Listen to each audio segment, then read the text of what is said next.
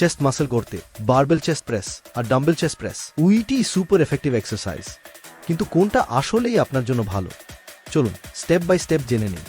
Number 1, barbell bench press. এই এক্সারসাইজে আপনি একসাথে 2 হাতে হেভি ওয়েট তুলতে পারেন, এর ফলে চেস্টের মিডল অংশ বেশি অ্যাক্টিভেট হয়। বারবেল প্রেস দিয়ে আপনি প্রোগ্রেসিভ ওভারলোড সহজে অ্যাপ্লাই করতে পারবেন, মানে ধীরে ধীরে বেশি ওয়েট নিয়ে মাসল স্ট্রেংথ বাড়ানো। Extra point, barbell press stability দেয়, কিন্তু ডাউন সাইড হলো রেঞ্জ অফ মোশন কম হয় এবং অনেক সময় এক পাশ দুর্বল থাকলে বোঝা যায় না। Number 2, dumbbell bench press. এখানে প্রতিটা হাত আলাদা কাজ করে, তাই মাসল ইমব্যালেন্স কমে আয়।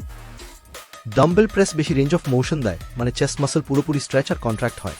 এটা শুধু স্ট্রেংথ না, মাসল গ্রোথ বা হাইপারট্রফি এর জন্য অসাধারণ। এক্সট্রা পয়েন্ট, তবে ডাম্বেল অনেক সময় স্টেবিলিটি মেইনটেইন করা কঠিন হয়, তাই খুব হেভি ওয়েট দিয়ে শুরু করলে আঘাত লাগতে পারে। Barbell bench press strength build করার জন্য বেস্ট অপশন।